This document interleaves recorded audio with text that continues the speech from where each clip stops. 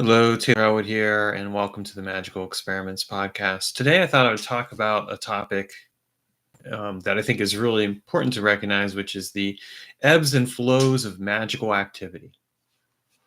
So, there are times where we're practicing magic, and we're going to have really busy periods where we're doing a lot of magical work, and then there are going to be times where we may not be as busy. What I find interesting, and I think it's kind of a growing experience, really, that people who practice magic have, is that when you first start out with magic, you're doing it all the time. You're like, yeah, I'm doing all the crystal grid stuff, or I'm doing candle magic, or I'm doing runes or sigils, or whatever else it is. You're learning about all these different magical techniques, and you're experimenting and exploring, and it's a really exciting time. And I get it. Been there, done that. And and honestly, in a way, I kind of envy somebody who's just starting out, because like I think, like, I'm 30 years into this now. Like, I've been practicing magic for a long time. So like I still feel excitement about doing magical work. Don't get me wrong. Like, I'm totally pumped about doing it, but I'm not at that beginner stage where it's like, here's all the shinies, here's all the sparkles, here's all the things I want to learn about. No, it's like, I've been there, done that.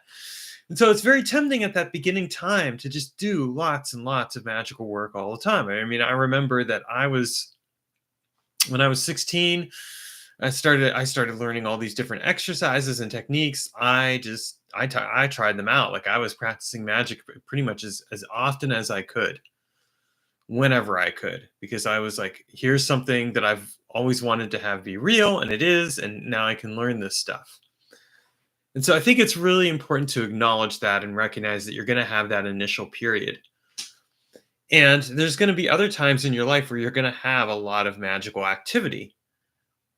But I also think it's important to recognize that there is a time for the ebb as well as the flow. And so the ebb and flow of magic is really kind of this recognizing of, okay, maybe I've done a lot of magic, and maybe I need to just let myself rest for a while with what I've been doing. I've done all this magical work, I've gotten all these things done, and it's great, and now I need to take a rest.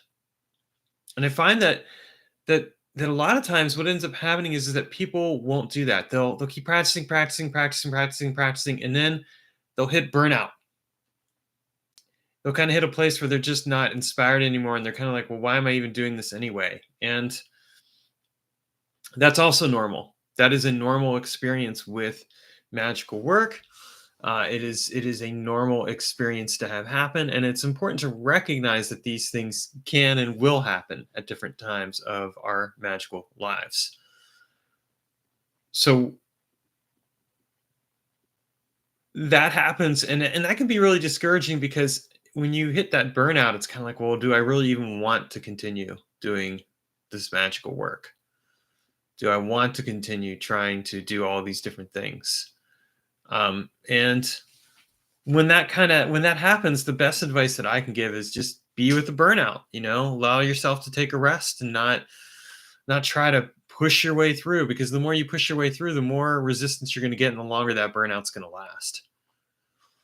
In my book, Inner Alchemy of Wintering, I do talk about like the importance of wintering, and it's kind of a related topic to this, but I also think that there's just something to be said for knowing when to take a break from magic, so that you can let the magical work that you've done actually steep, actually manifest.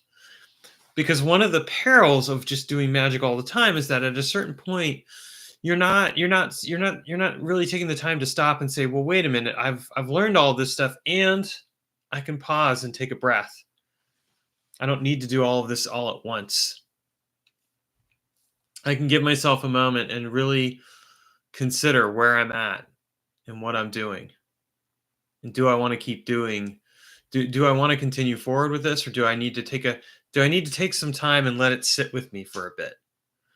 And this is why the ebb and flow of magic is so important, because in our culture, we kind of have this in American culture, we have this notion of being like on all the time, right? That you've got to be productive, and it creates workaholicism. Um, And as a recovering workaholic, because I've definitely been there, done that, I can say that one of the purposeful activities that I've done is I've learned to build in periods of rest and reflection throughout my day. Not even just not even just with work, but just even throughout my day in general. And I think that that makes a difference in and of itself.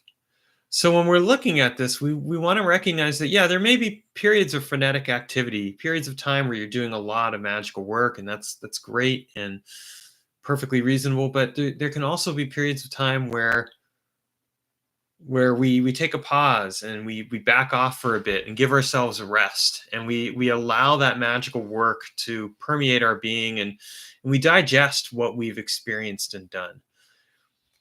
Like right now, as an example, I'm doing a lot of work with the sphere of art, and I had just completed a little phase, a specific phase of it, and I'm not going to do anything until tomorrow with it, when I'm going to purposely work with the eclipse energy, the sun and moon, and I'm going to start and initiate the next stage of the process of work.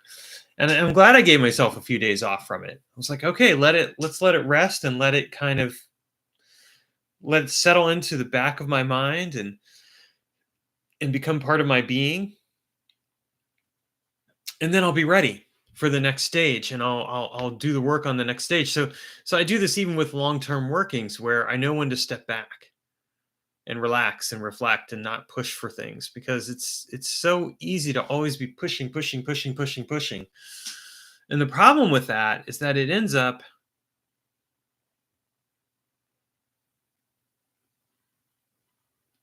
creating like that burnout. It creates that sense of tension too at a certain point, where it's just like, okay, you've taken this as far as you can go.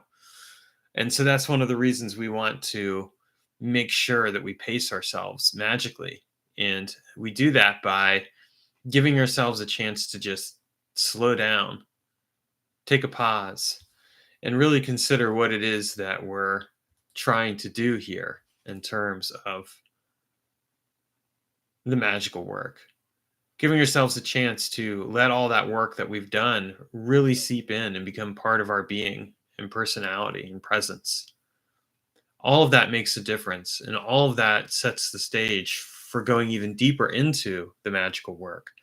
So pay attention to those ebbs and flows in your own magical work. You don't have to do magic all of the time. You don't necessarily want to do it all the time. You want to do it so that you're doing it enough to give yourself a chance to learn and experience the work that you're doing, but you're also giving yourself a chance to just steep in that work, consider it and reflect on it, and move forward in a way that is meaningful and present with yourself and with the other people that you're, if you're practicing magic with other people, with those other people as well. I mean, that's just group dynamics. If you're just doing it even solo, you still want to make that time to give yourself that place and that presence with magical work. And the reason I kind of came up with this video is because I've seen this conversation in one form or another. I had one person share recently that, they'd done some wealth magic and they're going to double down on it. And I'm like, hey, that's cool. And there's this part of me that's like, yeah, like, hey, if it's working, great, double down on it. But then part of me is also like, but I'm curious, how long, like, when will that hit it's a place of burnout, or when will that hit a place where it's kind of like, okay, we've exhausted that for the moment, we need to just relax and rest. And then I saw another person share how he'd gone through a period of frenetic activity, and then he realized that maybe less was more. And this is kind of my own approach with magic. I used to be that person who did it all the time, and now I'm like, well, less is more. I still do it. I'm still working on experiments and ideas and projects and all that other fun stuff, but it's knowing when to say, yeah, less is more, and that's okay. And that in and of itself can be a significant help in this kind of work. So, take a look at your own magical practice, and ask yourself, when was the last time I took a little break? When was the last time I gave myself a chance to just reflect on everything I'd been working with? And if you haven't done that lately, then give yourself that, because it will make a difference in the overall work. All right, thanks for watching and have a great week.